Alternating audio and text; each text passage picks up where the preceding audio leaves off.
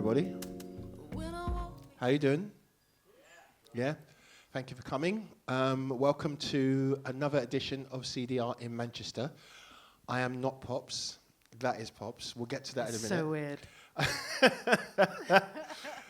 But yeah, thank you very much for coming. For those of you who are new to CDR, CDR is a community of music producers and artists that has its roots in London, but we're national now. And the whole point of CDR is to create an opportunity for producers and artists and people who love music to have an opportunity to hear music in progress, compare technical progress, reverb, tails, compression settings, and 20 hertz kick drums, etc. But above all, it's about having a safe space to learn and to grow and to connect. And part of what we do is we have great conversations with producers and artists that we love, one of which being this person here, Pops Roberts. Give it up for Pops Roberts. And yeah, so as you said, it's a bit weird. Usually you're here, you know. I know, and your intro's so much better. I was trying to memorize it as is. Yeah, that was beautiful. Learning every day. Thank you. Really good to have you here, Pops. Yeah, it's amazing. Yeah, I'm a bit humbled actually, because you know you are the reason why we are in Manchester. No lie. Whoa. Yeah. Yes, we are. You're the reason, because you are the epitome of somebody that we really respect in terms of the boundaries between, you know, artist, DJ, you know, music person and technical person, and the lover of sharing of knowledge. That is who a CDR person is. So yeah, good. Oh, I wasn't prepared for that. I'm welling up. That's all right. Okie dokie. I'll move forward about Get in that shot. Don't think you're going to get out of this shot. Can't you put me back in post or something? No? Okay, cool. So before we get into you know, the kind of music side of things, I wanted to just go back to the beginning. So yeah, what was it like growing up, Pops Roberts? Yeah, because we spoke, and there's like this, and I feel bad. I feel like I've been living a lie. I was not born in Manchester. I'm not originally from Manchester, which is I know. I came from like the middle of nowhere. I was born in. Where was the middle of nowhere? Middle of nowhere was my family are Buddhist, and of course, if you were going to start a Buddhist monastery, it would be in either the East Ridings of Yorkshire or the Lake District. So I grew up between those two spots. So very rural, very you're on your own culturally. Let's put it that way. So yeah, growing up there. I went to school and I did, I learned saxophone. I started on saxophone and then joined bands, discovered Jimi Hendrix, discovered smoking. Of course I mean cigarettes.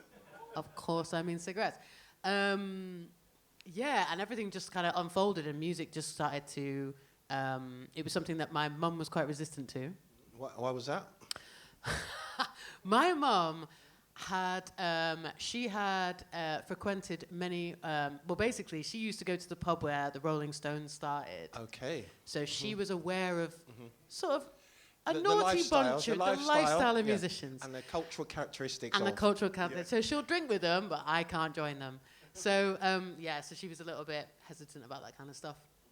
And obviously, you know, she wanted me to do all the other academic stuff, which, you know, I towed the line and did a bit of that. But, yeah, music, it just became apparent that it was taking over, and I was doing really well at school in it, and not really much else. I was doing all right other stuff, but it just started to become, yeah, clear, and I loved it. I absolutely lived and breathed it, and I think as any teenager, I don't know about anyone here, but if it weren't for music, I have no idea how I would have gone to adolescence, puberty. Like, what would we have done? Seriously. So it was definitely a massive escape. I was telling you before, I actually grew up with a shoebox of, we didn't have much money, a shoebox of cassettes that actually, because I lived in the Buddhist monastery, I was collecting them. When you join a Buddhist monastery, you're often encouraged to give up your possessions. So a lot of people who came there had cassettes that they were just like, well, I can't have this anymore.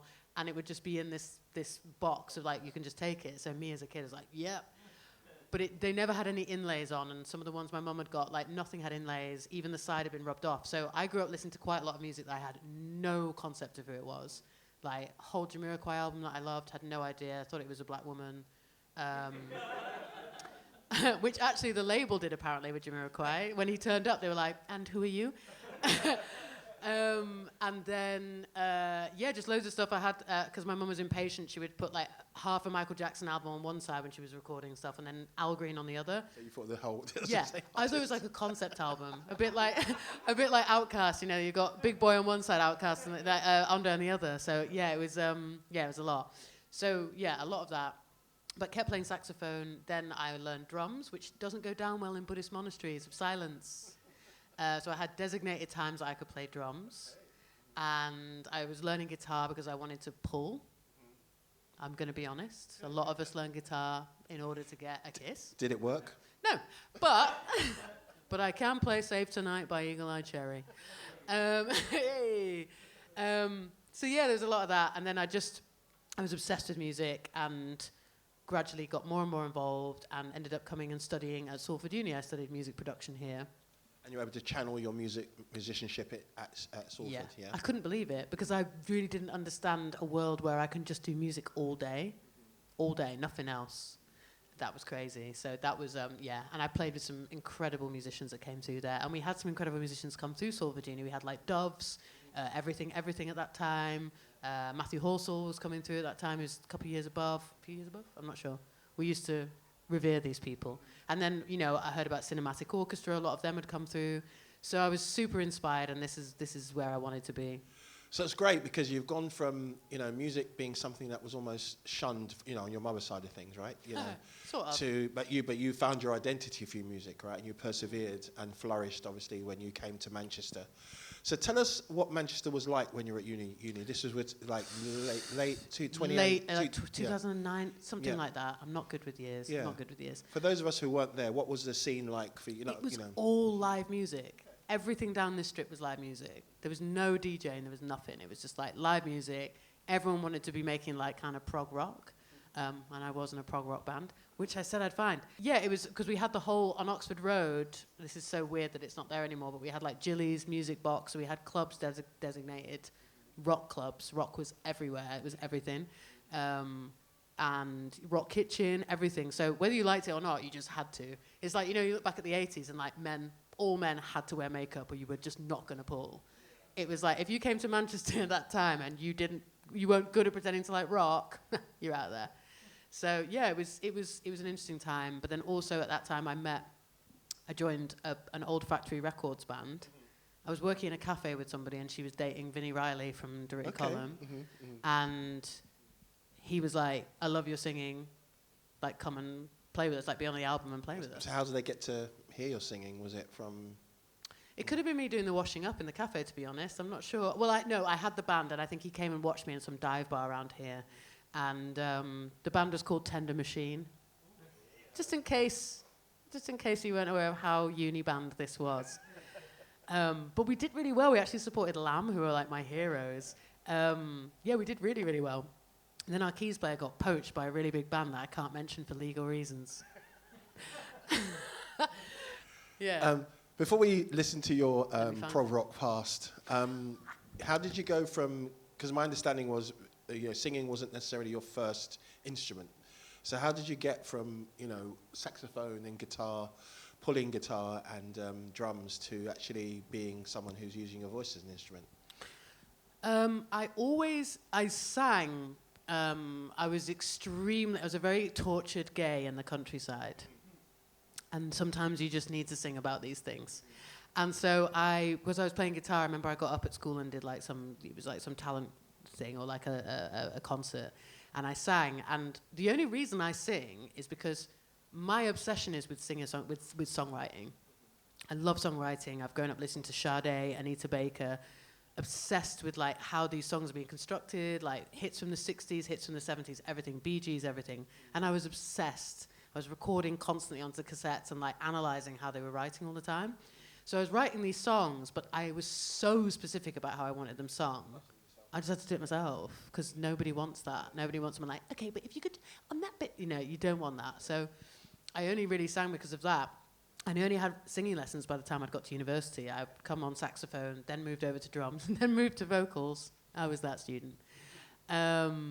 but yeah, I've always loved it, and it's been an incredibly cathartic feeling of singing. But also, I love the narrative. I'm so in love with like what the narrative of vocals can do, and especially watching certain.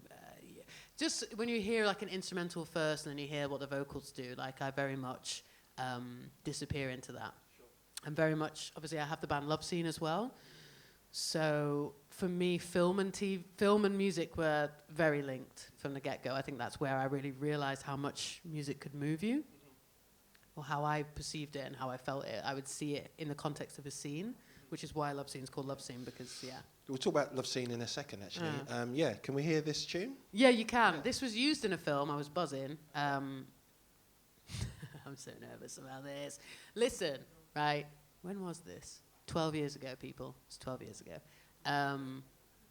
It's very angsty. We're going to skip it on. These flies are getting sick on my drink.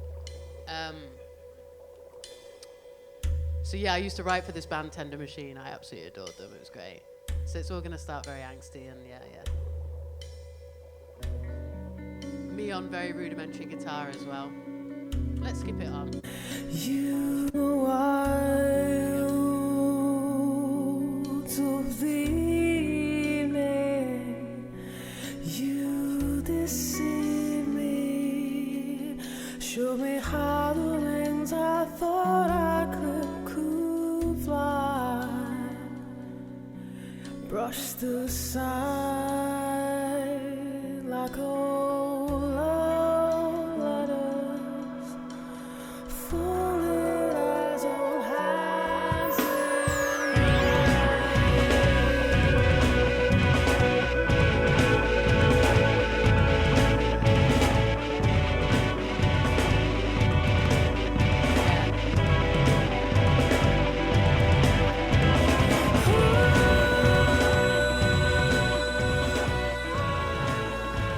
A lot of uni breakups went into that.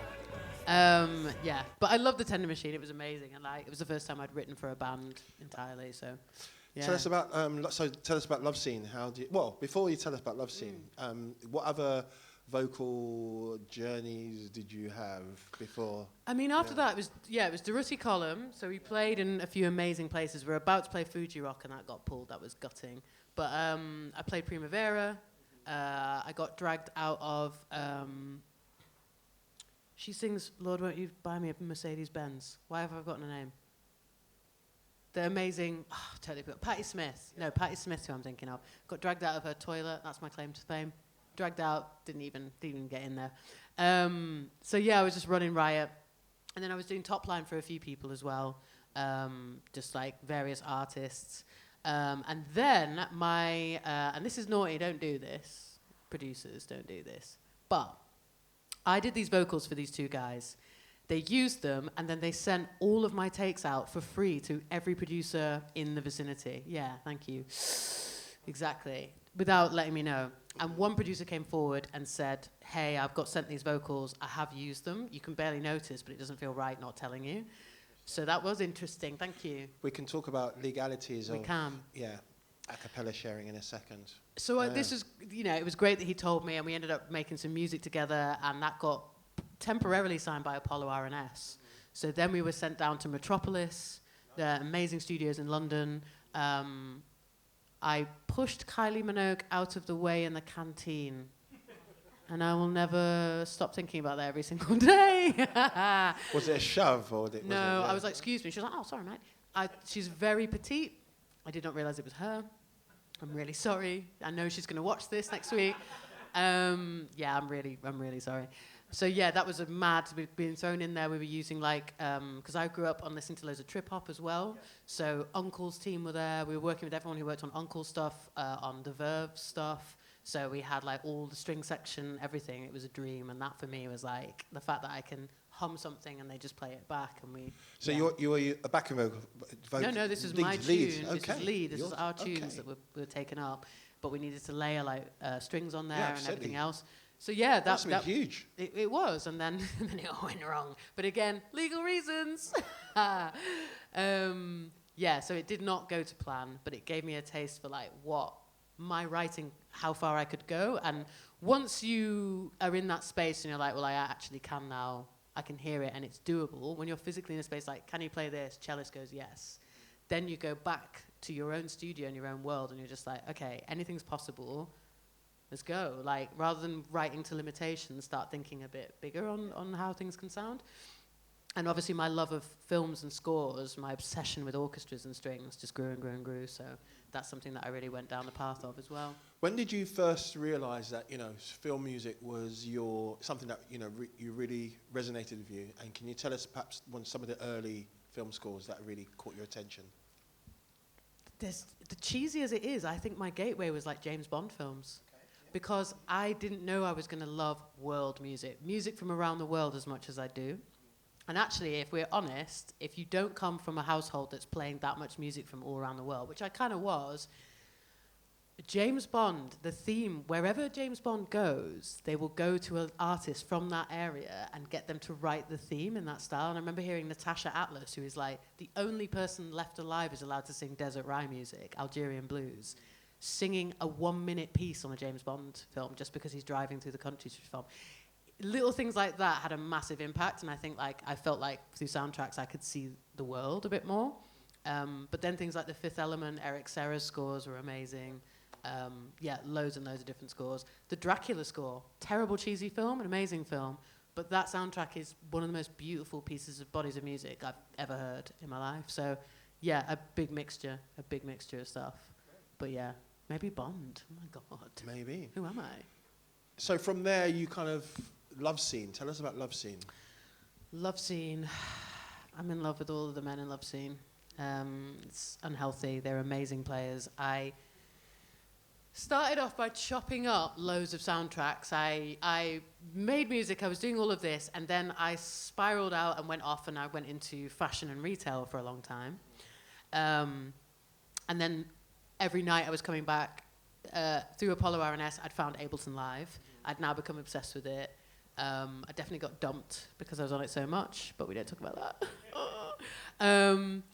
And I was chopping up scores and like reimagining them, turning them into other things, using like some of the features on Ableton Live. So warping and but also like extracting grooves, extracting concepts from it, using them as granulating them as well, granular synthesis, using them as beds of like sound and stuff.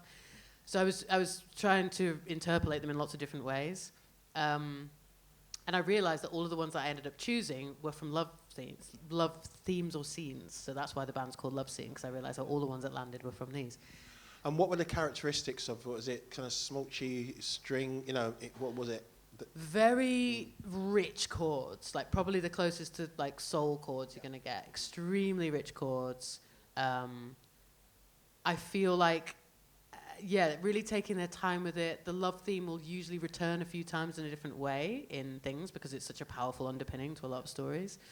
I don't know, I just feel like that, I'm a romantic at heart, like musically. I feel, very romantic about these things. And I suppose in those scenes as well as like this angsty young person, those are big moments of escape for me, of like seeing this kind of, love panning out and the fact that the music was like making it even more intense. And so I think that was a big thing. And then once I'd written a lot of those tunes, the drafts of them, I then went out poaching with Connie from Children of Zeus, actually. We went around to a load of jazz jams, and I just like spied on my favorite players. I was like, love that drummer. And then I approached them all, and then we rehearsed in the Naya Mosque. I don't know if you've been to Naya. It's a beautiful place. We rehearsed in the basement before it flooded. R.I.P. that microphone. I remember the moment I realized there was water around my feet during this tune. And then after that was it. And we did our first gig at MIF. And we've been together ever since. A few different iterations, but we all get it. And we all have the same taste in film, which I think very much informs how we approach the music we're writing and we're making.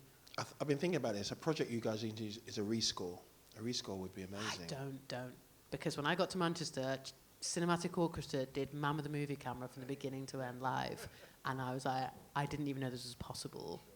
Yeah, I'd love to do that. I would. We used to have a thing called Video Jam. Where's Video Jam? We used to have that in Manchester. That was sick. Disappeared, but bring it back. So with the band, you obviously write the material as in terms of the compositions, and then you rehearse with the band, as you said. So how do you feel about your role you know, how do you exist as someone who is both the writer and the singer, and to a certain extent the MD?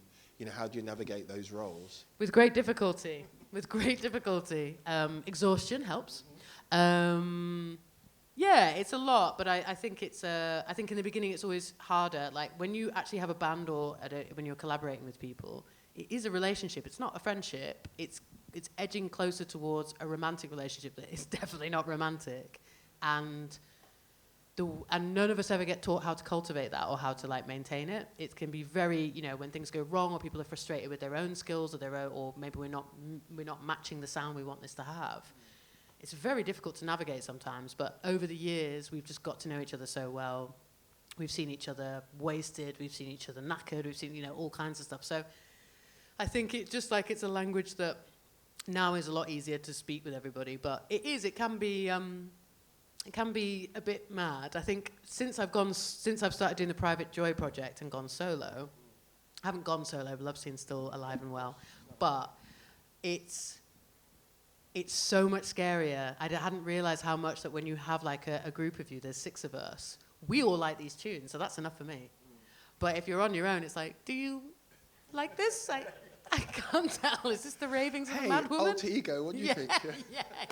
I like this, do you? Yeah. It's difficult and it is very nerve-wracking. And a lot of us, you know, those of us who are solo producers and stuff, is something that, you know, with the band, no matter how tricky it is to like oversee a project like that, the returns from having a bunch of people like, this song is good. Yeah, like they want to sing it, they want to play it. So what triggered the need for you to Private Joy? And how did you go about the writing process? Yeah, how did you get to... Private Joy has always been going on behind the scenes. It's a bit weirder than Love Scene. It's a bit more... definitely more production-based than Love Scene, because obviously Love Scene I always know is going to end up being played live more than anything, and usually recorded live. But Private Joy is a little bit more of a... It's not a nerdy side, it's a more self-indulgent side, I think, which is a bit deeper into the sound design, or like, I suppose for me, I was talking to, I got interviewed for an Australian magazine with an amazing guy, Martin Pepperell, and we were talking about this, and it's like, I think I'm starting to realize why film is so linked with what I do, is that world building is massive to me. And I do think that the best songs, the songs I love the most and the songs that I'm trying to make, or the music I'm trying to make, is building some form of world.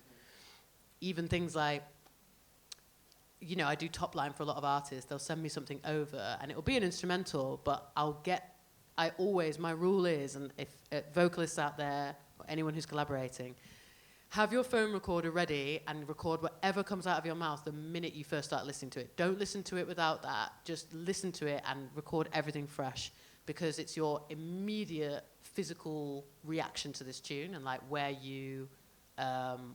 this has taken you.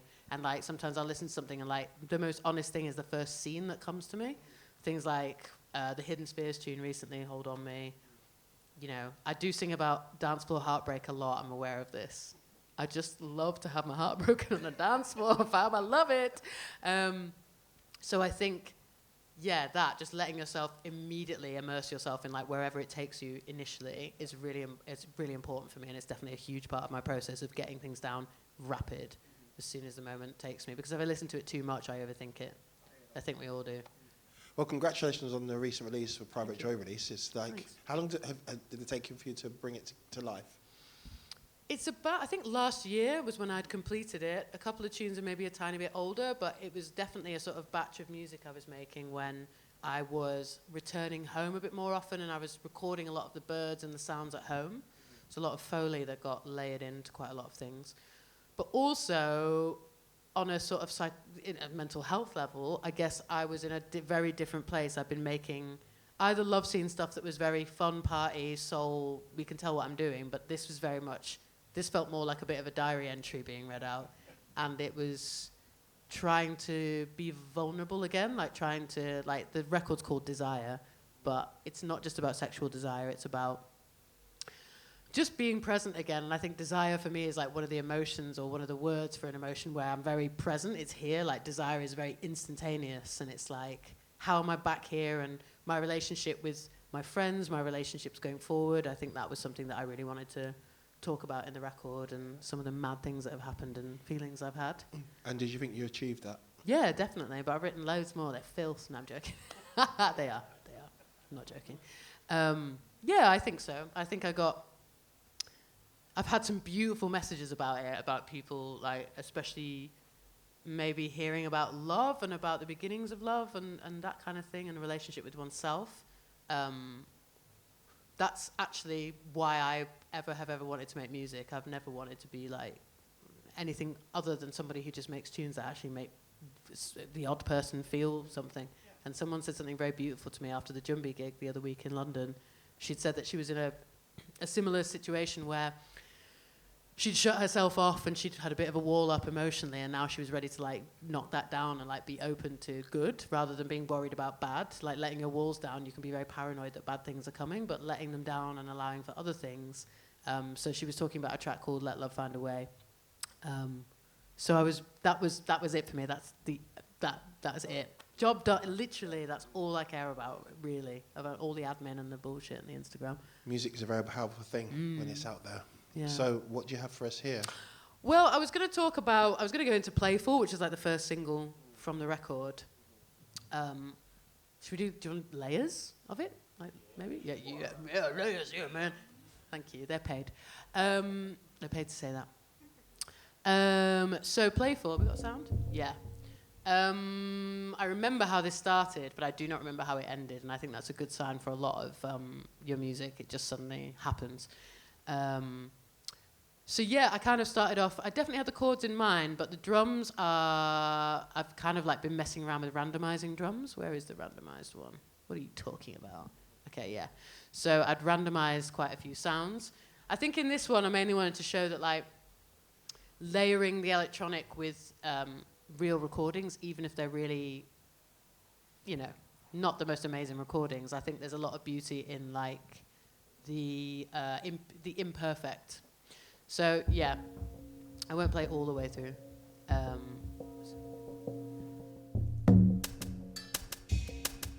So this is randomized with quite a lot of Foley stuff.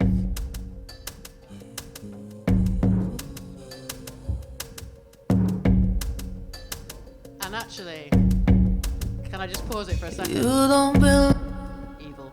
But I realized, and this is something that I really wanted to point out, a lot of us are making music in certain genres, and we feel very tethered to those genres where you need to be like, right, I'm making neo-solar, I'm making this, I'm making that. And I urge you to be open to like everything you've ever been into or listened to, like all the weird stuff, all the stuff that doesn't make sense with your brand or what you're making. Really, really connect to that, because I know I love the 80s sound and like obviously street soul and such, but I realized that, so when I was a kid, I had one of these cassettes and this is a Gloria Estefan tune, and I remember being obsessed with this intro. I don't exactly know why. You just know when it's just something like 30 seconds of music just really speaks to you and it like shows you something. So this, I've always wanted to recreate this kind of vibe. So this is the beginning of Gloria Estefan. So cheesy, I love it. Let's put the video up.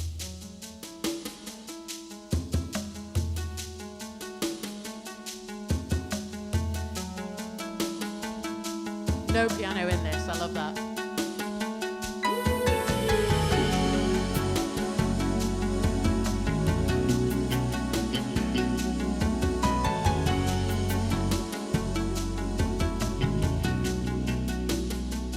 Here we are. And it completely switches, right? It's just that bit.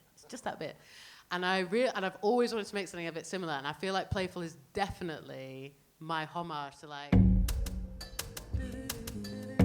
I wanted that kind of hypnotic. I know that, yeah, it's definitely my attempt at that, but yeah, so. You don't belong. Just 1 second. So I love it. Edging.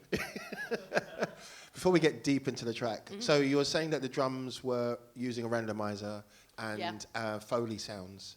Uh-huh. It feels to me that even though they're Foley sounds, they've been processed in some respect, right? Yes, they have. I mean, this is actually, it's a pack that I've used. The randomizer's there. I've done a few bits to like the filter cut-offs. Got rid of a couple. Which ones are playing? when you say Oh, field this is recordings, literally were just- these from your phone, and how did you source them? These are from something else, but there are some of the clicks later on of me recording. Simple layering like this. I just certain sounds. And I feel no ownership, but I could hear from you in the day. When I walk beside of you, keep our hands from grazing through. Feelings getting harder to let in. Okay, so. Inside of you. So,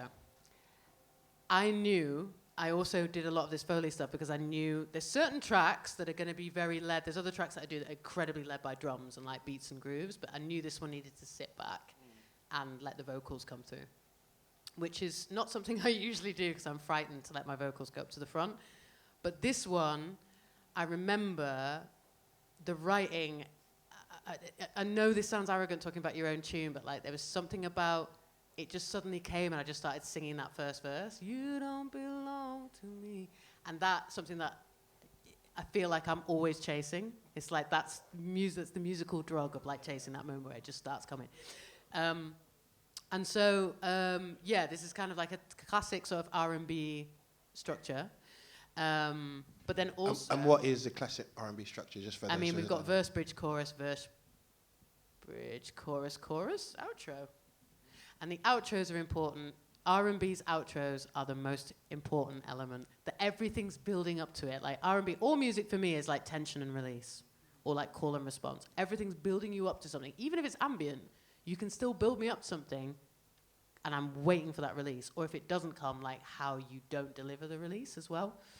So I think that especially with R&B, it's very often very romantic or / sexual kind of lyrics, and it will say the things around you that maybe you wouldn't say directly to somebody, but when you're moving to someone that do an R&B and someone's talking about all this, like, tell me, how did you fit them in those jeans? You're like, yeah, wish I could say that to someone. So R&B will talk. It will say the things you may not want to, but like it's also like the outro is such a release, so I always feel like I want to pay attention to the outros, which is why this one has a sax outro as well, because I find it just delightful. And when this didn't have a saxophone on it, I was like, this is something missing, man. Come on, we need to go full sexual. Is that you on sax? It is not. It is Jimmy. Jimmy's amazing. Jimmy is like the most fun person ever. But one of the things I really enjoyed about this EP was that there were musicians I've seen playing, sort of fun party playing, and I really wanted them to access a different side to how they play. And I knew Jimmy had it, and I was like, Jimmy, come and do something dead sexual in my bedroom studio. It's going to be very uncomfortable. I'm going to make cups of tea. I'm going to stand well away from you. But we're doing it. And he just looked out the window and basically did this in one take. And I kind of explained what the song was about. It was about like, things are tipping over with a friendship. It's getting heated. Everyone's deciding if it's going to stay a friendship or tip over. And as soon as he was almost like, leave it with me. And he did the most amazing take. You can see, like, literally, this is like the very original. So you can see all the takes. There are no others. There's just one. The chugs I've layered up because he did a load of chugs. Chugs is my word for bum, bum. The chugs. So I think like building it up in that sense and him kind of understanding it as well. But this tune was very much like something that the narrative is everything. Everything else is shaping that. Can we look at some of the elements? You've shown us the drums a little bit. So I wanted to talk a little bit about vocal production because we don't often at these sessions. And it is, everyone argues about it, it's fine, everyone's got their own taste of it. For this in particular, especially this EP, I don't know how often you get Ubers. I get in an Uber and I feel like if Capital or Radio 1 are on, someone is screaming their song at me. Like screaming it at me. It's like crazy. The production, everything. I'm like, okay, we get it. You want him back. Wow. But I felt like with this, I'm very interested, and I've always been interested in the kind of production that draws someone in. So Yeah, and I've kind of like over the years like just studied a few different ways of like approaching vocals. So this is very vulnerable, people. I'm gonna solo some stuff. What I like to do is group the backing vocals, and if anyone ever struggles with backing vocals, you can use like the transpose function. Once you've recorded one thing in, you can pitch it up or down and try out different ideas. But for this, I actually use a vocoder on the backing vocals, which is something that a massive producer, I can't remember who because I'm a terrible person, she was talking about this being a technique, and it really helps. It kind of creates it kind of creates a bit of a, I don't know, see what you think. So I'm gonna solo these, maybe with keys, so I'm not too vulnerable. But yeah, chorus. Say it's so forward. We could get it's so forward. You're playful, you're playful, you're playful, you're playful. So these are You're the playful, you're BBs. playful, you're playful, you're playful. So this bit in particular, it's being vocoded, so this side chain. So basically all the side chain is like taking information. So I always think about this as like, think of it as a live band. The backing vocalists are being sent, as the keys player is literally controlling a little bit, not too much, but a little bit of their tonality. So on some of them, where are you? Yeah, they're gated, there's also a bit of vocal depth on there, but there's also, yeah. So basically you can sidechain it so that they are listening to the keys player and taking a little bit. It gives a kind of tinny sound as well, which I quite like. Backing vocals, it's always a struggle to make them sit behind the main vocal. The way that I write backing vocals is almost like, I listen to a lot of 70s soul and a lot of 80s music, and I always, this may sound strange, but I am strange, we all know this. The backing vocals are almost like the subconscious. Like, I'm singing the main line, but then there's this other element, and where you put your backing vocals is where you really need to emphasize something that's very important, that both the main protagonist and the subconscious all agree. I know that sounds wild, but I feel like that is how I've always heard the narrative of other people's music. So, especially on choruses where you really want to hit it home, but also just little bits here and there. So you see in the verses here, I've got little tidbits here as well. Saying all the right things and destiny is on the phone. Hang it up, we should push it back. I wanna say it's so forward. Yeah, so putting them in the right places can be really, really effective rather than just smashing them on everything. Because you want to emphasize certain lines, you want to emphasize that part of the narrative. It's not just about lifting it volume-wise, which a lot of people approach it in that sense. It's about lifting it lyrically, lifting it narratively. It's so forward. You're playful, you're playful, and we don't do it. And I'm so grateful, but I think we gotta. And then also, I think we gotta cool it. there's also an element of like, this is a playful tune, so I kind of stay true to this as well. And the one thing I would urge as well, even if you're a singer, if you're not a singer, sing everything. Just sing everything, especially if you are using things like Ableton Live. Those, you can convert those parts into MIDI, and like you can get ideas down rapidly or rhythms down rapidly that you would not if you go back and like next day too you're like, oh, it's just missing something. Like just record everything, like every sound. Even like sometimes I've been let's say I'm just listening to the It's so forward. because I remember listening to this and being like, playful, so playful, yeah, playful, and it stayed in, fam.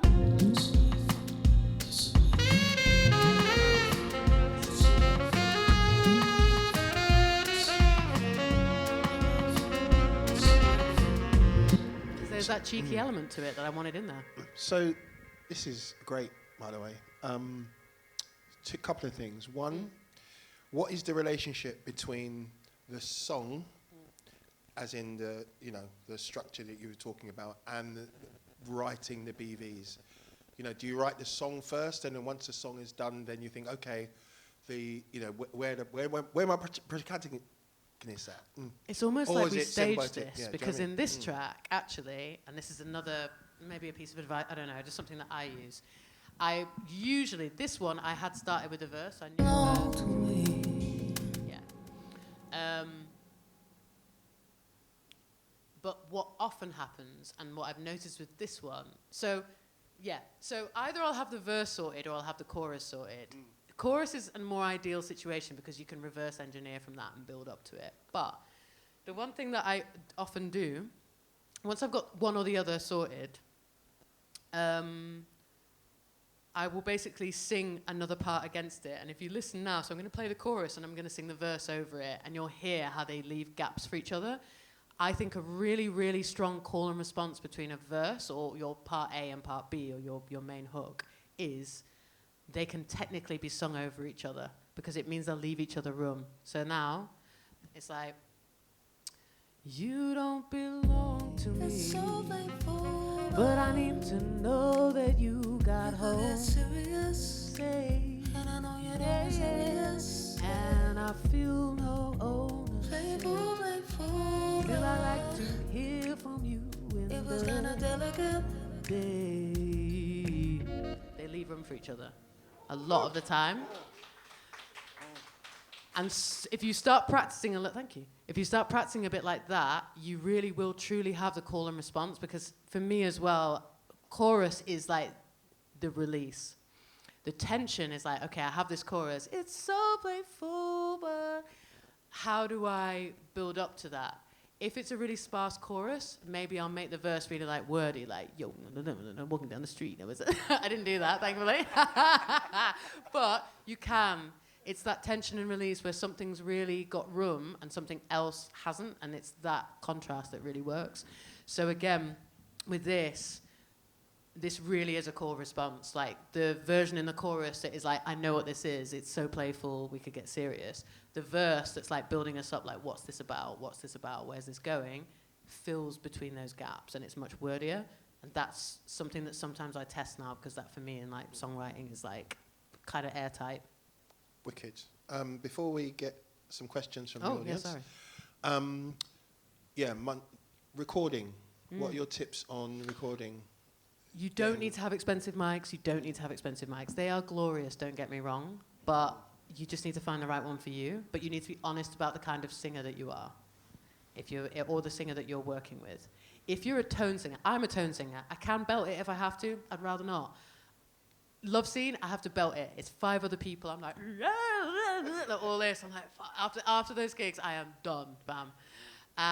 But with this, it meant that I could sing a bit more intimately, and this probably is more naturally my voice. So singing like low like this and getting the tone in. But I need to know that you got home safe. This is an old version. So it's about getting that breathiness in. It's about how I pronounce certain things. It's about all of that. And I have one of these, the Shure SM7s, which is like the radio one. It's banging. It's well good. The room you're in is probably more important than the actual microphone itself. I have a room at the moment where if I sing an F sharp, it's game over, so I've got to go. My housemate's here. If I'm ever in the corridor, it means I've written in a key that has F sharp in, fam. Can't do it in my room. It's a nightmare. So it's more about that, but I think it really depends. If you're belting them out, you might want something different. You might want like an SE or something like that. I have both of those. But I think the main thing is definitely recording with like enough headroom, recording comfortably. Oh my gosh, if you get a vocalist in, or if you're a vocalist, it should take at least 35 to 40 minutes for both of you to have the right mix in your ear. Do not settle for any less. When you go in and you're polite and you're like, yes, that's fine, and it's like you can't hear yourself, don't do it. And don't do it to your vocalist as well. You both want a good take out of this. It needs to be super comfortable here, nice amount of reverb, no latency. Like, the comfort is everything. So it's more about the comfort within you with the microphone that you're using, even if it's 20 quid, 60 quid, 300 quid. It's more about that. It's about being comfortable. Please make sure you have a meal in your stomach. You can't sing very well if you've got nothing in the tank. It changes the whole thing. I can do takes all morning, have lunch, and then do one take after lunch, and all those 17 we did are just void. So it's things like that. Like you just need to look after the vocalist, feed them and water them. And processing, what tips have you got for processing? Processing. EQ is your friend when it comes to vocals. All I know. Sorry, I don't know why I announced that. EQing it, I have a really good pack as well, which is this voice box thing. Where is it? They have really good presets on there. It's about compression, definitely, if you're jumping around. I am quite old school with this. I will record all the intimate verses on one line and then all the belters on a different line. I'm not messing around with compressing something that goes from... It's not the one. Like, I just go back and try and do the whole take all the way through, but then just try and keep the big ones on something else. I definitely recommend grouping the backing vocals, and a little bit of vocoder is quite nice, or chorus is really nice on them. It can bring out some really nice rich tones, gel them a bit more. But I think on the whole, it's just getting it clean and clear. There's a lot. You got examples of some of the effects that you used on here? Yeah, I mean, I use... What have I got on this? I feel like this is a very draft version. God, we've gone so over time. I was going to show you a whole other track. What have I got on here? We don't have much on here. This is a very old version, so that's why it's a bit janky in places. But on some of these, I'm sure... Yeah, okay. So... I've used a snare EQ for some reason. I've gone through until something felt right, because it's probably had the word sizzle in it. I've got chorus on there, like a thickening doubler. I've got, on some of the others, it depends on their qualities. Some of it's gated. What's this? This will be madness.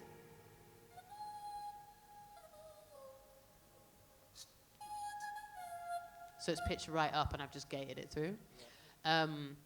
Don't be scared of ethereal, weird sounds. And also on this as well, a lot of it is me going, ch, ch, like physically just saying ch, and like the drums are me clicking live as well. There you go. So like layering up those sounds really bring it out of itself. It brings it a whole other dimension than just using stuff that's like in the box all the time. It doesn't need to be recorded amazingly well. You can use things off your phone. You just need to EQ undesirables out of there. Yeah, and backing vocals, I guess it's just like a big tip for backing vocals when you're recording is more of a technique thing as well. Don't overpronounce the lyrics. So if it's like, you play fool, like the main lyric can be going, you play fool, I said you play fool, but the backing verse will be like, you play fool, I said you play fool. Don't go too crazy on all of that, and it really lets the main line come through. Right? Yeah, it's good backing vocal etiquette. You know, and they always, you know, the on stage as well, you've got to dumb yourself down, otherwise the main vocalist gets quite nasty. It's all about the lead. It's all about the lead. It's all about Cool. Let's see if these guys have got any questions. Yeah. If you've got a question, stick your hand up, and there's a microphone coming to you. Yeah, question here. There's not one in.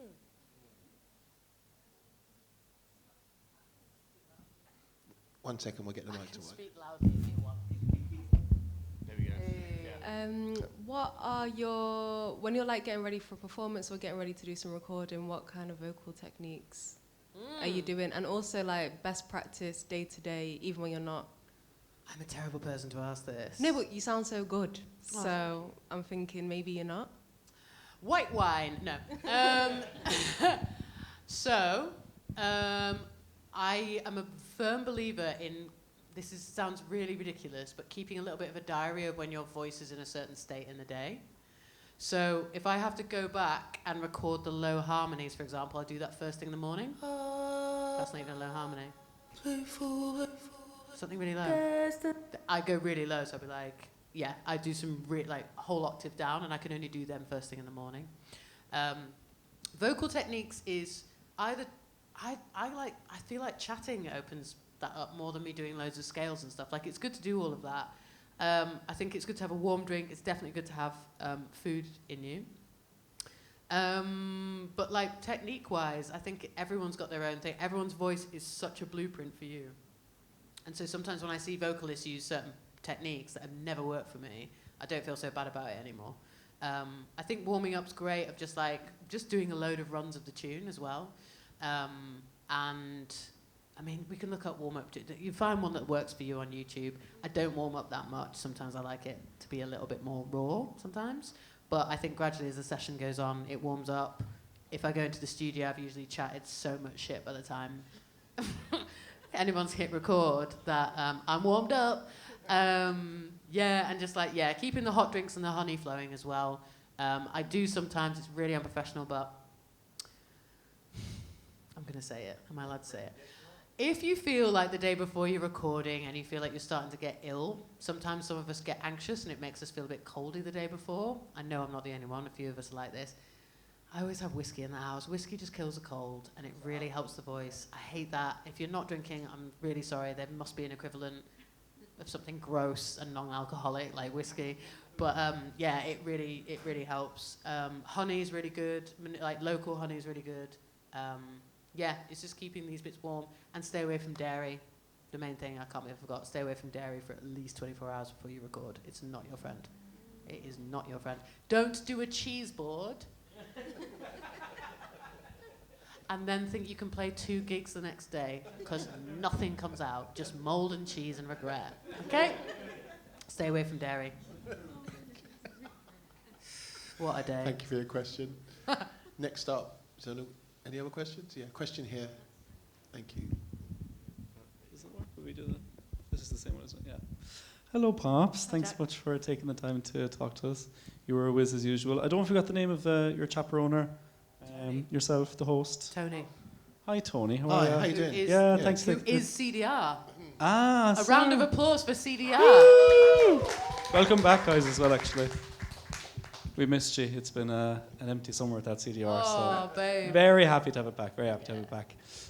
Yeah, I just want to ask, like, looking to the future, where would you love to take Private Joy? Like, what ideas do you have? Without giving too much away, what kind of genres do you want to explore? Is there genres you want to explore? Yeah. Yeah. I mean, to be honest, I really do want to start going into soundtracks, original, like motion picture soundtracks. I'd done one in lockdown. I loved it. But I kind of want to, yeah, definitely go a bit further down that route. Street Soul is very much in my mind since Pure Love came out. I've had some amazing like contact with some heroes of mine. Fantastic. So watch this space on that Lovely. stuff. Lovely. Just going deeper into sound design as well. I was going to show you, I haven't got time, but I was going to show you something that I did with a track that, because I'm playing bass a lot at the moment. I play the bass on all of these and have had an amazing summer of just playing bass. That's what I've been doing. Without you, I just play bass. Driving. So like getting really locked into like grooves and stuff, playing it with the band as well. And I've been like re-sampling a lot of that. So just like exploring those kinds of sounds. But I think, yeah, I have some extremely exciting collaborations on the way. But then also for the next record, we're going a bit harder. There's some pretty mad sounds coming out. I have meetings tomorrow. So yeah, lots of things. As you probably know already, I love being obsessed with this and seeing where it takes me and discovering what other people's sounds are and being inspired by people and communities like this as well. It's like, it's a wonderful obsession to have. So yeah, just seeing where it takes me really, like sound-wise and everything, just exploring everything really. Yeah. Fantastic to hear. Thank you. Thank you. Anyone else for now? Cool. Yes, of course. If there's no one else. Yeah. When you're, say, like you open up Ableton and there's a concept in your head, what's the journey from getting to the start of a thought to the end of a session? Not the end of a song or project necessarily, but just like when you press X. So, I will probably get down, I guess, like a vibe of something. So this is something that I was working on. I'm gonna be really quick, I swear. In the few moments while this laptop's new and quick, let's make the most of it. It only lasts for half an hour. But yeah, just like, I suppose with this one I was sitting down and just, recently I've been starting with just using a stock sample. This one actually, I did actually program some drums in for this.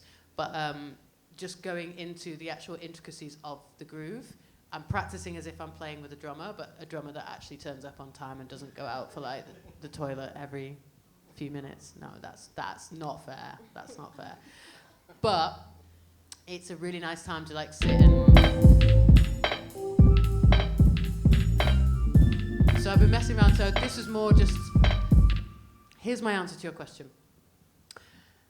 The best way for me getting results, I've realized in myself, again, keeping a diary of like my behaviors, as if I'm my own keeper, which apparently I am, is I've realized that if I approach Ableton Live with just one experiment, like I'm going to play bass today against like a beat that I'm not used to that's a bit more out there, and that's it, I'll get so much more out of the session than when I sit there going, right, it's time to write the track that's going to buy me the yacht. Here we go. Like, yeah, so, you know, being kind to yourself psychologically as well, and just being like, right, I'm going to sit with the simpler, I'm going to sit with this sample, or I'm going to, you know, practice like layering up some interesting chords.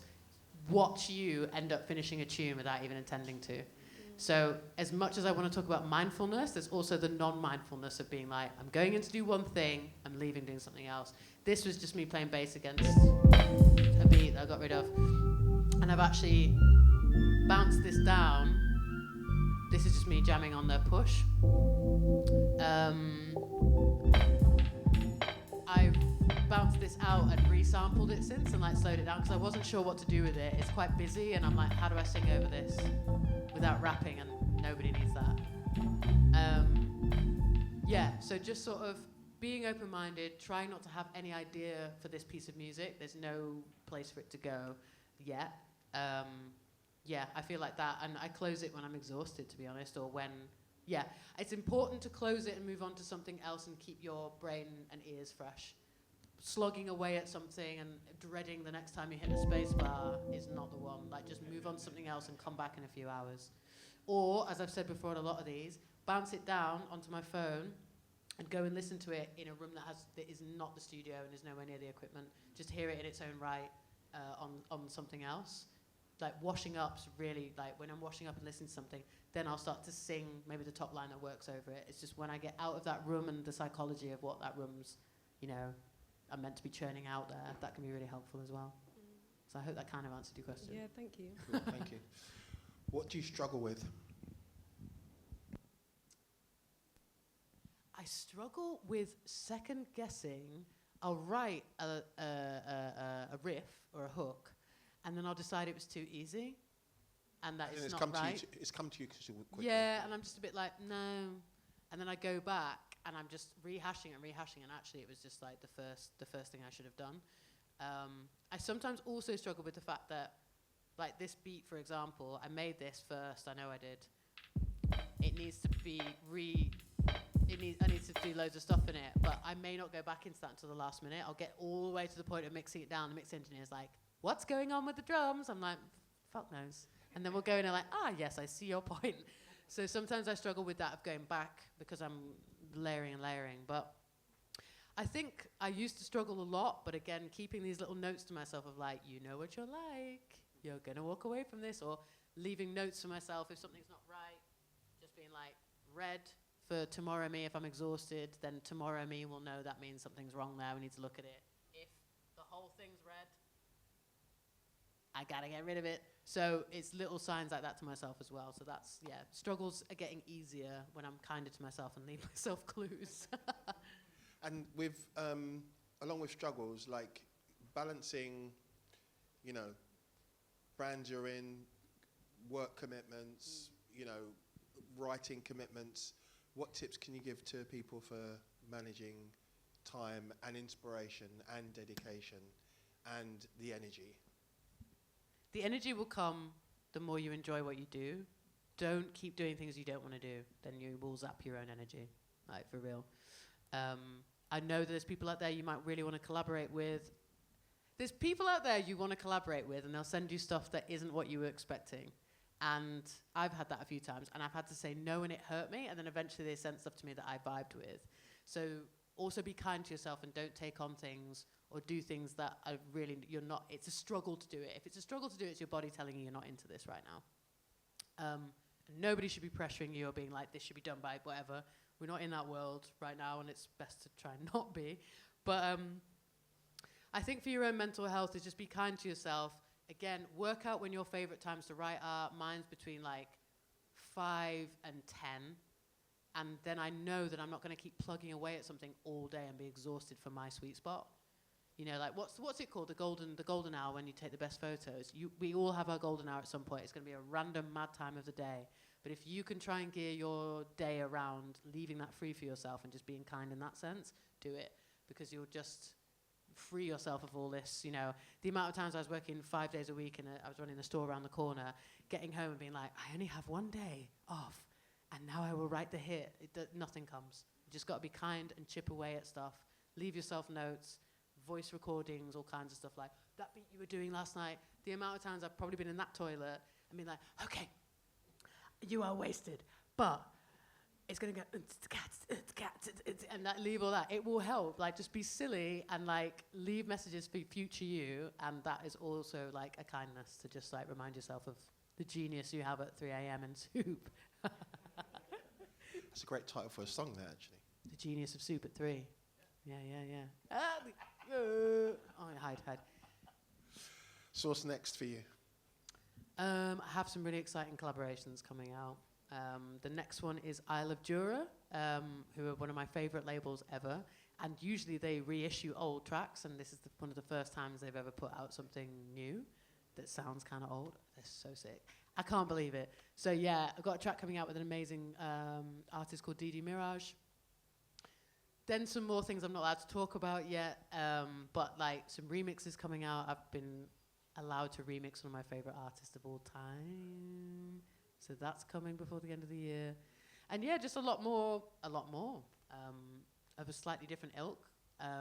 Yeah, lots of collabs, lots of fun. Hopefully a soundtrack.